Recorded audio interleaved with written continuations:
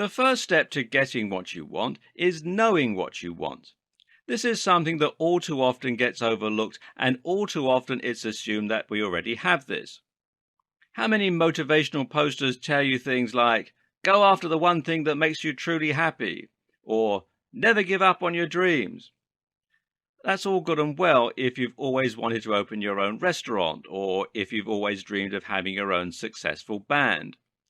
But what if you don't know what you want from life?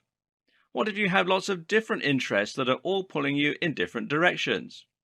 What if you're like my friend who's a pilot and has always dreamed of flying long haul but has a family back home who he'd never get to see? In these cases, telling someone to seize the day and live their dreams just isn't all that helpful. What you need to do then is to prioritize and look for the things that you can get from life that will make you happiest and tick the most boxes. Let's look at some of the ways that you can do that. And the first thing to do is to look for common themes. Now, very often, what this comes down to is identifying the commonalities in your dreams and objectives. In other words, if you want to be 20 things, then what do those 20 things have in common? If you want to be an actor and you'd love to be a rock star, then what is it about both those things that makes them appealing? What does being a rock star have in common with being an actor?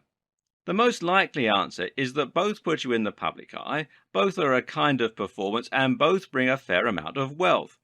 So long as you can tick all those boxes, you should be happy whatever you do. Another way to get to the bottom of what it is that you really want and to discover why you want it is to use the 5 whys technique.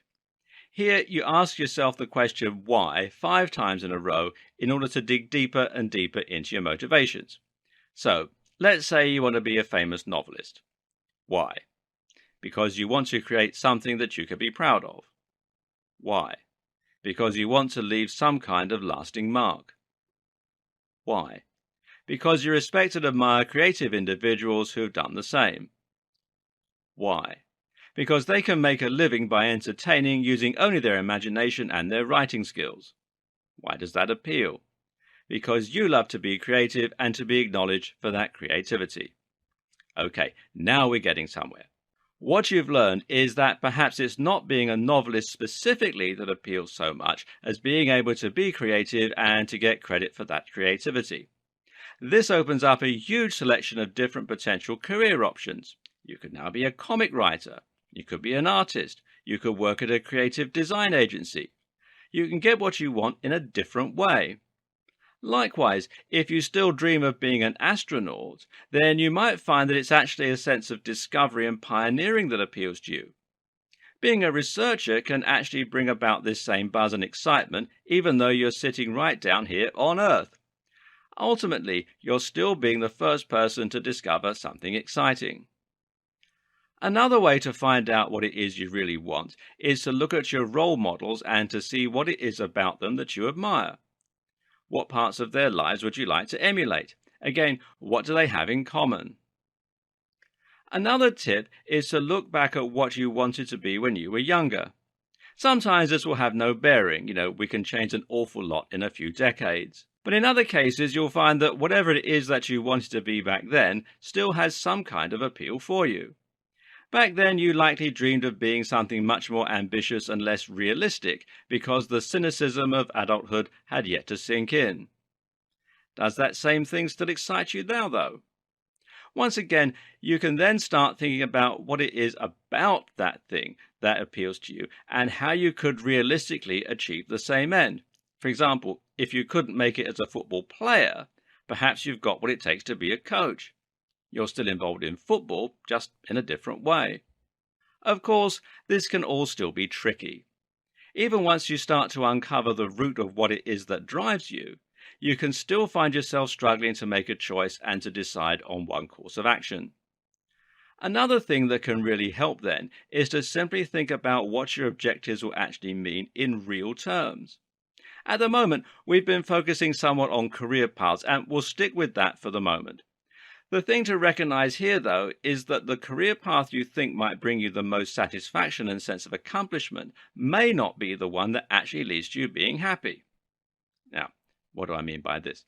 Well, consider for the moment the idea of being a high flying executive with a huge corporation.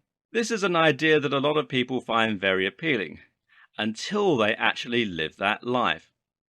Here's the thing: being an executive of a high flying business means constantly getting phone calls during your home life, working late hours, and dealing with highly stressful clients. The actual lifestyle will only appeal to a certain type of person. And this is where the concept of lifestyle design comes in. We'll talk about this more in future videos, but suffice to say, lifestyle design means choosing a job to suit the lifestyle that you really want, rather than choosing a lifestyle to fit around your job. Want to work fewer hours? Then don't become a CEO. Again, think about what it is about being a CEO that appeals, and then mimic that without changing your lifestyle. Now, there are plenty of ways you can do this. For example, it might be the idea of wearing a suit and feeling important that appeals to you. Both things you can achieve in other ways that don't require such a big commitment. So don't just think about what you think will make you happy. Actually imagine the day-to-day result of achieving your goals and whether that makes you happy too. If you're having difficulty defining the kinds of lifestyles and things that make you truly happy, then another option is to think about the times in recent memory that you were the happiest. If you can think back to the last time you felt really great, this may well be a good way to identify the kinds of situations and lifestyles that make you happy. Another consideration is what you want to achieve and what you want to be remembered for. And there's another mental exercise that you can use to work this out, which is to try writing your own eulogy. Sounds a little morbid, right? Well, actually, it can be a great way to remind yourself what's really important and to get your priorities straight. The idea is that you write your own eulogy as though it were being written by someone else. However, you're writing it in an alternative universe where your life panned out exactly the way you wanted it. What do you want the speech to say about you? How do you want to be remembered? Some people will want their eulogy to focus on how they were a great family man or woman. Other people will want to be remembered for their great works. What's going into your speech? What really matters to you? As mentioned, we've been focusing a lot on careers at this point, but that's only really a small part of getting what you want out of life. At the same time, you also need to think about things like your health and fitness, your family life, travel, your confidence. There's a lot that makes up a happy and healthy individual. Classically, you could relate this to Maslow's hierarchy of needs, a psychological theory that looks at all the things humans require to be happy. This includes the following: physiological needs, safety, love and belonging, esteem, and self-actualization. So at the bottom of these needs you have things like food, sex, safety, shelter. In the middle you have love, belonging, and self-confidence. And at the top you have self-actualization, which relates to your accomplishments and your ability to feel as though you're contributing something, creating something, doing something that matters. Now, this is an old theory and a somewhat arbitrary theory, but generally it's true that you need to satisfy both some basic needs and some larger goals in order to be truly happy. But you can't change all these things at once. You aren't going to become a world-famous athlete overnight while at the same time fixing your wardrobe and your self-esteem. Likewise, focusing on any career at the same time as developing a successful love life is going to be harder than just doing one of those things on their own.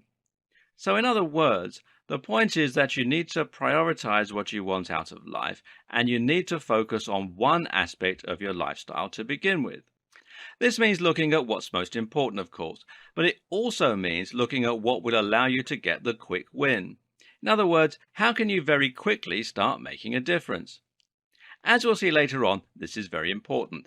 Making some kind of change that impacts you in a real way is important because it will give you that positive feedback which encourages you to carry on making more changes and developing your life further. Look for something that has the best balance of being quick and relatively easy to change, but also being impactful on your life in a big and meaningful way. All this will take some time, so don't rush it. Sit down with a piece of paper and a pen and hash out what you want from life, what makes you happy, and what you can realistically change relatively easily about your current situation. Now, once you have that thing, act.